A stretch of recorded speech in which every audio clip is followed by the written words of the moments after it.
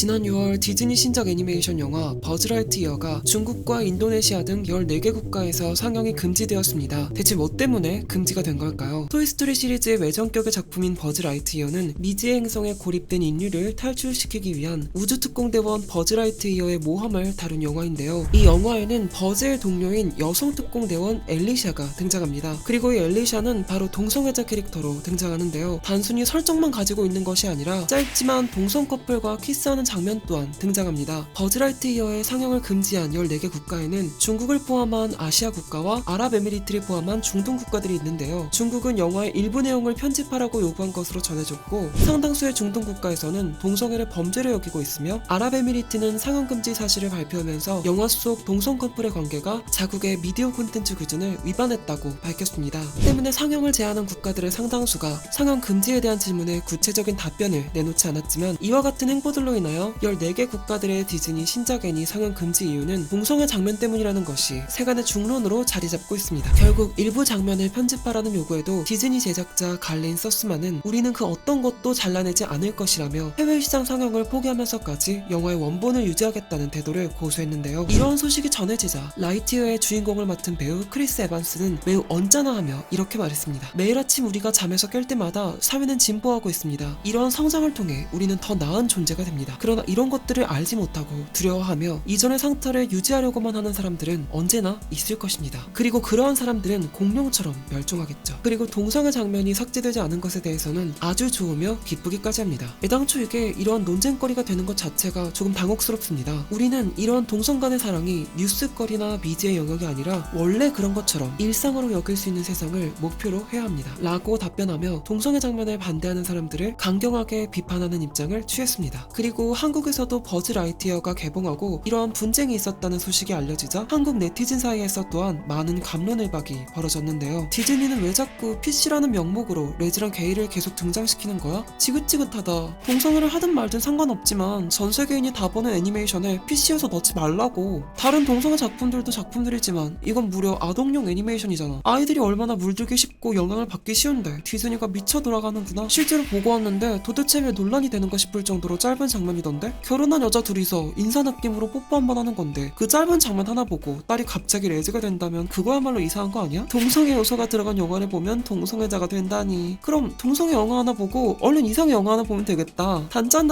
딱이네. 나는 남의 동성애를 하든 말든 상관없어. 근데 왜 자꾸 이걸 교묘하게 집어넣어서 강요하고 동성애를 권장하려 드는지 모르겠어. 불편하면 네 자세를 고쳐. 애번 세상을 바꾸려 하지 말고. 이처럼 디즈니의 동성애 요소를 비판하는 사람들과 그렇지 않은 사람들은 강도 높은 논쟁을 주고받았는데요. 저는 이러한 논쟁들을 보고 개인적으로 이런 생각을 했습니다. 전 동성애를 마치 범죄와 같이 물들 수 있는 것, 물들면 안 되는 것이라고 보고 있는 것 자체가 과연 합당한 생각인 걸까? 라는 생각이 들었는데요. 이 물들다 라는 말은 질 나쁜 애랑 어울리면 같이 물든다 라는 표현에서처럼 보통 우리가 뭔가 안 좋은 부정적인 것이 옮는다는 상황에서 주로 쓰잖아요. 동성애가 병도 아니고 비행이나 반사회적 행동도 아닌데 이러한 표현을 쓴다는 것 자체가 저는 좀 생소하게 느껴졌던 것 같습니다. 그리고 디즈니의 이런 동성애적 요소들이 마치 동성애를 강요하고 권장하는 것처럼 느껴진다는 말에도 좀 의문이 들었는데요. 디즈니는 동성애 사상을 주입하기 위해 특별하고 비현실적인 장면을 구상하고 연출한 것이 아닙니다. 그저 결혼한 여성 동성애자의 지극히 평범한 일상을 덤덤히 보여준 것뿐이죠. 여성 동성애자가 배우자와 키스를 하는 모습은 이 세상에 이미 실제로 존재하는 삶입니다. 누군가의 삶을 있는 그대로 보여주는 것 자체에 강요받는다는 느낌을 받고 계신다면 과연 누가 과도한 불편함을 느끼고 있는 것인지, 누가 자세를 고쳐야 하는 것인지 다시 한번 생각해 보시길 바라겠습니다. 우리는 타인의 있는 그대로의 삶을 인정하고 인정하지 않고 할 권리까진 없으니까요.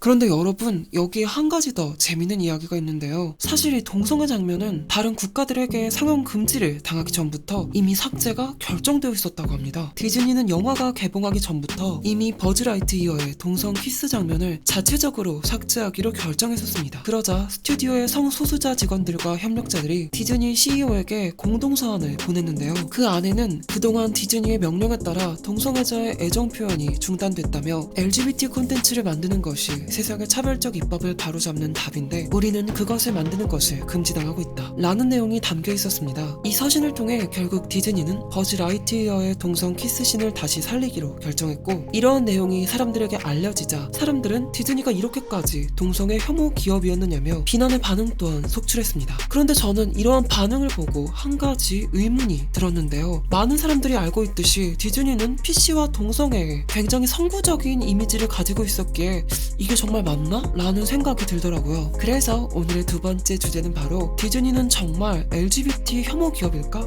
입니다. LGBT에 대해서 디즈니가 가지고 있는 입장을 알아보기 위해선 얼마 전에 발생한 플로리다주 사건을 빼놓을 순 없는데요. 플로리다주는 1967년 디즈니 월드 리조트가 있는 지구를 특별지구로 지정했고, 덕분에 디즈니는 플로리다 정부로부터 매년 수천만 달러의 세금 혜택과 각종 규제 면제를 받아왔습니다. 그런데 50년간 이어져 오던 이 혜택이 올해부터 돌연 끊어지게 됩니다. 그 이유는 디즈니가 플로리다주의 한 법안에 반대했기 때문인데요. 플로리다주는 올해 일명 게이 언급 금지법이라 불리는 법을 제정했습니다. 이 법은 교육기관이 유치원생과 초등학생들에게 성소수자와 성정체성에 대한 이야기와 교육을 해서는 안 되며, 만약 이를 학교가 어길 시 학부모가 이를 고소할 수 있다는 내용의 법안이었는데요. 사실상 동성애를 교육과정에서 꺼내면 안 된다는 동성애 교육 금지법과도 같았죠. 그리고 디즈니는 이 법이 인권을 침해한다며 선거 때마다 플로리다주 정치인들에게 해왔던 정치자금 기부를 중단하고 성소수자 권리를 위해 일하는 인권단체에 약 61억 원을 기부하겠다고 발표했습니다. 그러자 이에 화가 난 플로리다주 또한 디즈니에게 주던 혜택들을 모두 철폐한 것이죠. 역시 동성애 차별법에 저렇게까지 나서는 걸 보니 디즈니는 성소수자 친화 기업이네. 그런데 또 한 가지 눈여겨볼 점은, 사실 원래 디즈니는 플로리다주의 저 법안에 별다른 액션을 전혀 취하지 않았었습니다. 그러자 디즈니 직원 7만 5천 명이 단체로 항의했고, 그제야 CEO가 이런 반대 의사를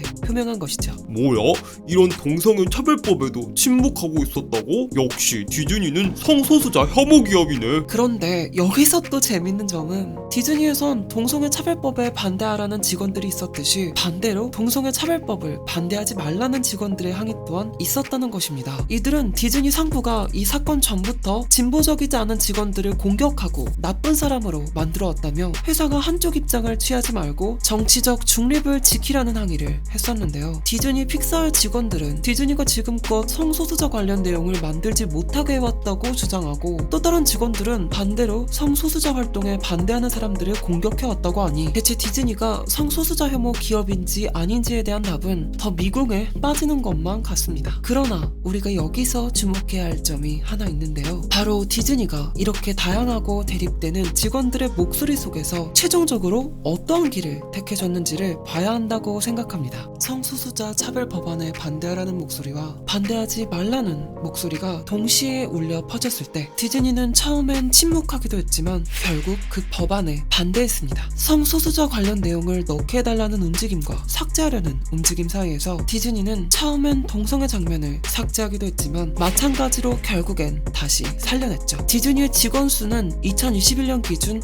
약 21만 명입니다. 하나의 회사보다는 작은 사회라고 봐도 될 만큼 너무도 큰 규모죠. 때문에 디즈니라는 기업은 필연적으로 너무도 많은 목소리와 마주할 수밖에 없습니다. 그러나 중요한 것은 디즈니가 결국 마지막엔 어느 쪽의 목소리에 더 귀 기울였냐 이며, 이것이 바로 오늘 저희가 찾던 물음에 대한 답이 되어줄 수 있을 것 같다고 생각합니다. 그리고 저는 오늘의 이 고찰이 결국 우리가 사는 세상과도 똑같겠다고 느꼈습니다. 세상엔 너무도 다양한 사람들이 있고 끊임없이 세상은 변화합니다. 그리고 그 변화에 탐탁치 않아 하는 사람이 있고, 반대로 이러한 변화를 반기는 사람이 있습니다. 자유로운 사회 속 논쟁과 대립이 일어나는 것은 자연스러운 것입니다. 때로는 너무도 당연한 문제를 가지고도 찬반이 나뉘어 우리는 서로에게 실망하고 분노할 수도 있습니다. 그러나 그 선택의 기로에서 인류의 역사가 이러한 선택의 순간마다 왜 항상 다양성을 존중하고 공존의 길을 택해왔는지를 깨닫고, 최종적으로는 더 나은 공존의 길을 택하기만 한다면 우리는 괜찮을 거라고, 그걸로 충분하다고